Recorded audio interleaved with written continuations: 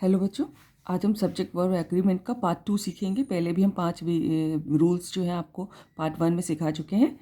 तो आज directly rule 6 से स्टार्ट करते हैं। तो रूल 6 कहता है कि यदि दो सब्जेक्ट एज वेल एज से जुड़े हों, वर्ड एज वेल एज लगाओ दो सब्जेक्ट के बीच में, और पूरा सेंटेंस में सब्जेक्ट एज वेल एज फिर दूसरा सब्जेक्ट जो है एज ए सब्जेक्ट यूज़ हुआ हो, और तो फिर कैसे वर्ब आएगा। देखिए, the students as well as the teacher were sitting in the class. देखिए, ये दो सब्जेक्ट है, द स्टूडेंट्स और द टीचर, है ना, और ये पूरा एज वेल एज से जुड़ा हुआ है, एज वेल एज से जुड़ा हुआ है। तो यहाँ पर जो पहले एज वेल एज से पहले वाला जो सब्जेक्ट है वो तय करेगा कि उसका वर्ब क्या होगा, है ना। द स्टूडेंट्स यहाँ पर प्लूरल है, इसलिए देखिए वर यहाँ पर आया हुआ है। ठीक है, अगर ये प्रेजेंट टेंस में होता तो यहाँ पर आर होता। ठीक है, तो the students as well as the teachers were sitting in the class. ठीक है, तो एज वेल एज से अगर दो सब्जेक्ट जुड़े हुए हों तो, और ये पूरा एज ए सब्जेक्ट यूज हो, अगर आप इसको क्वेश्चन में देखिए, the students as well as the teacher were sitting in the class, class में कौन बैठे हुए थे, the students as well as the teacher, ये सब्जेक्ट हुआ। पूरा यहाँ से लेकर यहाँ तक हमारा सब्जेक्ट है, यानी कि ये एज ए सब्जेक्ट भी यूज हुआ है, और दो सब्जेक्ट एज वेल एज से जुड़े हुए हैं, लेकिन हमको वर्ब सब्जेक्ट वर्ब एग्रीमेंट पढ़ रहे हैं हम। तो जो हमारा सब्जेक्ट, हमारा वर्ब कैसे डिसाइड होगा, ये हमारा एज वेल एज से पहले जो सब्जेक्ट यूज हुआ होगा है वो, उसका नंबर जो है और पर्सन हमको डिसाइड करेगा कि वर्ब क्या होगा। चूंकि ये प्लूरल था इसलिए यहाँ पर प्लूरल वर्ब यूज हुआ, ये डिसाइड करेगा। ठीक है, ऐसे दूसरा सेंटेंस देखिए, I as well as my friend I am going to market. देखिए, यहाँ पहले सब्जेक्ट है कि आई एक सब्जेक्ट है और एक है माई फ्रेंड, है ना, और ये दोनों सब्जेक्ट एज वेल एज से जुड़े हुए हैं।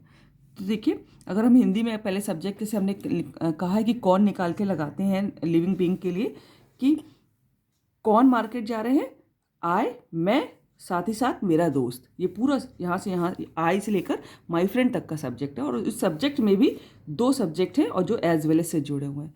तो हमको एज वेल एज से पहले वाला जो सब्जेक्ट है ये डिसाइड करेगा कि हमारा वर्ब क्या होगा। तो आई के संग एम लगता है, ठीक है ना, प्रेजेंट टेंस में, तो ये एम हमारा वर्ब हो गया। ठीक है, ऐसे ही देखिए, the father as well as his sons is playing football. यहाँ पर देखिए, कौन फुटबॉल खेल रहे हैं, फादर, साथ ही साथ उनके लड़के। ठीक है, तो द फादर एक सब्जेक्ट है और एक है हिज सन्स। देखिए, ये प्लूरल है, लेकिन हमको इसके हिसाब से नहीं करना है। ठीक है, हमको एज वेल एज से पहले वाला जो सब्जेक्ट है द फादर, तो इसलिए यहाँ पर सिंगुलर है, इसलिए इज। ठीक है, अगला रूल देखिए,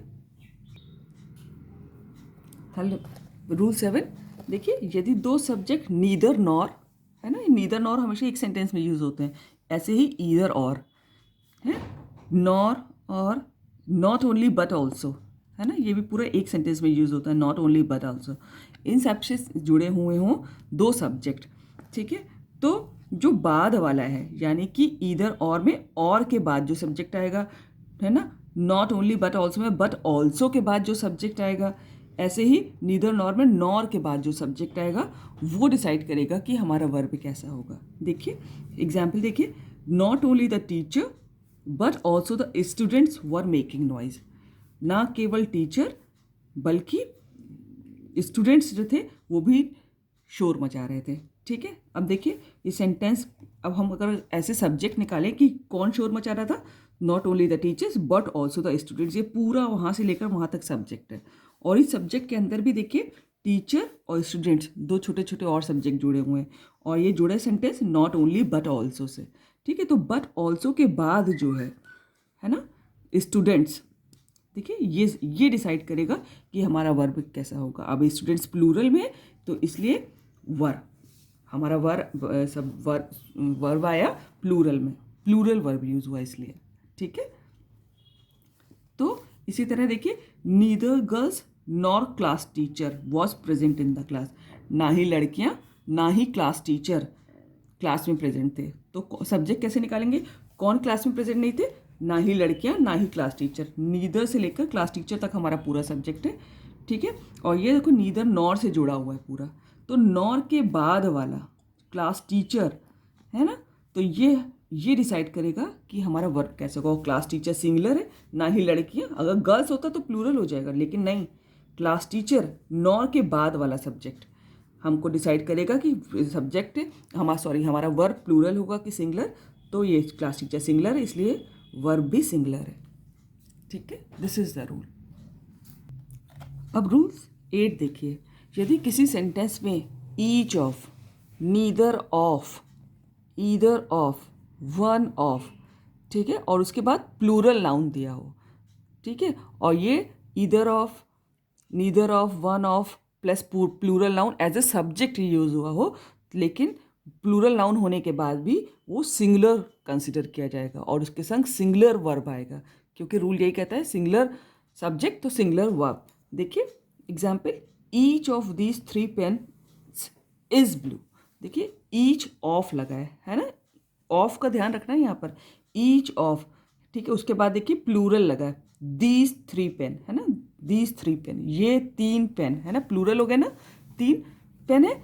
तो लेकिन हम चूंकि ईच ऑफ लगा हुआ है तो इसलिए सब्जेक्ट सिंगुलर है, तो इसलिए वर्ब भी सिंगुलर है, इज, ठीक है। ऐसे ही देखिए ईदर के बाद ऑफ लगा हुआ है, ईदर ऑफ है, और देखिए उसके बाद प्लूरल नाउन है those 2 girls, either of those 2 girl is gentle, ठीक है। ईदर ऑफ लगा है लेकिन यहाँ पर प्लूरल नाउन है दोज 2 गर्ल्स, लेकिन सब्जेक्ट हमारा इज आया है ना, गर्ल्स के ऊपर हमें ध्यान नहीं देना है, यहाँ पर हमें ईदर ऑफ लग गया है इसलिए सिंगुलर माना जाएगा, तो सिंगुलर वर्ब। ऐसे ही neither of you knows French, ठीक है, कोई भी तुम में से कोई भी फ्रेंच नहीं जानता है ना, नीदर ऑफ के बाद यू है ना, यू प्लूरल कंसिडर किया जाता है, तो उसके बाद भी प्लूरल नाउन है, लेकिन उसके बाद भी नीदर ऑफ की वजह से नोज है ना, प्रेजेंट की सिंगुलर फॉर्म यूज़ की गई है। ऐसे देखिए one of my friends, friends plural है, माई फ्रेंड्स, लेकिन वन ऑफ है, तो वन ऑफ के बाद सिंगुलर वर्ब यूज़ किया गया है। तो हमें ये याद रखना है कि each of, either of, neither of, one of के बाद सिंगुलर वर्ब यूज़ करते हैं। This is the rule. Next rule देखिए बच्चों, रूल नंबर 9, कि यदि ईच, एवरी, नीदर, ईदर है ना के बाद सिंगुलर काउंटेबल नाउन हो। सिंगुलर काउंटेबल नाउन होता है कि जिसको आप काउंट कर सके, गिन सके, ठीक है। अगर ईच, एवरी, नीदर, ईदर ये सब वर्ड यूज है, उसके बाद काउंटेबल नाउन लगाओ वो भी सिंगुलर, तो वो सिंगुलर ही माना जाएगा, ठीक है। और सिंगुलर सब्जेक्ट के संग सिंगुलर वर्ब आएगा। देखिए example, each girl was intelligent, ठीक है, ईच है ना, ईच के बाद सिंगुलर काउंटेबल नाउन, एक लड़की, हम उसको गिन सकते हैं, ठीक है ना, ईच के बाद। तो हमको जब ये हमने सिंगुलर सब्जेक्ट हो गया हमारा, फिर तो इसके संग सिंगुलर जो है वर्ब आया, ठीक है। अब ये नहीं सोचिएगा कि ये present tense verb past tense और प्रेजेंट टेंस, हमें ये मतलब नहीं है यहाँ पर, हमें बस ये है कि वर्ब सिंगुलर है, यहाँ पर टेंस कोई सा भी हो। Each every student was properly dressed है ना, तो कि एवरी के बाद स्टूडेंट आया है ना, जिसको कि हम गिन सकते हैं है ना, स्टूडेंट। तो एवरी स्टूडेंट ये हमारा सब्जेक्ट है और सिंगुलर माना जाएगा क्योंकि एवरी के बाद काउंटेबल नाउन लगा हुआ है, तो ये वॉज सिंगुलर वर्ब। इसी तरह देखिए ईदर पेंसिल, ईदर के बाद पेंसिल है, काउंटेबल नाउन है, पेंसिल को गिन सकते हैं, तो ये सिंगुलर माना जाएगा ये सब। और इसके संग वर्ब की सिंगुलर वर्ब यूज किया जाएगा। राइट्स वर्ब में SAIS सिंगुलर फॉर्म समझी जाती है ना, पहले वाले वीडियो में भी हम ये सब सिखा चुके हैं आपको, ठीक है। तो this is the rule, singular verb, singular noun, और सिंगुलर वर्ब, सिंगुलर सब्जेक्ट और सिंगुलर वर्ब। अगर और सिंगुलर कैसे पहचानेंगे कि ईच, एवरी, ईदर के बाद काउंटेबल नाउन हो, सिंगुलर ना, सब काउंटेबल नाउन है और सब सिंगुलर है, तो इसलिए सिंगुलर वर्ब भी आएगा।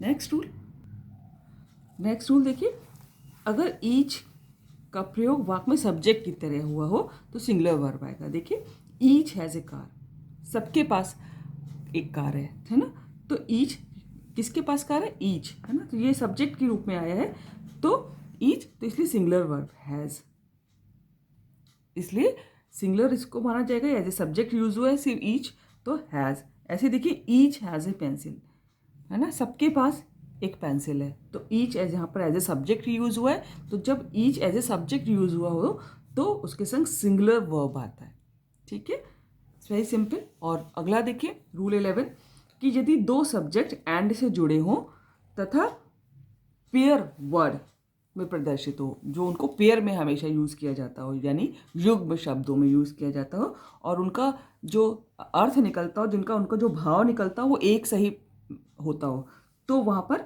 सिंगुलर ही सब्जेक्ट उनको माना जाएगा, भले ही वो दो सब्जेक्ट हों और एंड से जुड़े हों, तो सिंगुलर वर्ब ही आएगा। देखिए जैसे bread and butter is a good food, यहाँ पर ब्रेड एक सब्जेक्ट है और बटर भी एक सब्जेक्ट है और एंड से जुड़ा भी है, ठीक है, लेकिन इसका मतलब एक ही है कि ब्रेड बटर एक साथ ही समझा जाता है उसको, तो यहाँ पर सिंगुलर वर्ब आया इज, है ना, यानी कि ब्रेड एंड बटर आर कभी नहीं होगा। ब्रेड एंड बटर एक ही उसको भाव देते हैं नाश्ते में कि ब्रेड बटर, है ना।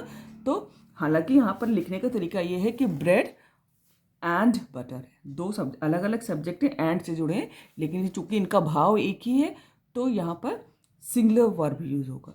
सेम ऐसे ही बैग एंड बैगेज को भी बैग एंड बैगेज लिखा जाता है, लेकिन उसका सेंस बिलोंगिंग्स होता है हमारी, ठीक है, तो वो सिंगुलर ही कंसिडर किया जाता है, उसको सिंगुलर वर्ब होगा। ऐसे ही राइस एंड करी, है ना, राइस एंड करी का भी हालांकि एंड से जुड़े हुए हैं, दो अलग अलग लगते हैं, लेकिन ये दोनों, उन दोनों का सेंस एक ही होता है, तो चूंकि सेंस एक होता है, एक ही सिंगुलर कंसिडर किया जाता है, तो इसके संग सिंगुलर वर्ब भी आएगा। सो we have learnt 11 rules till yet, and work hard, practice it. Thank you.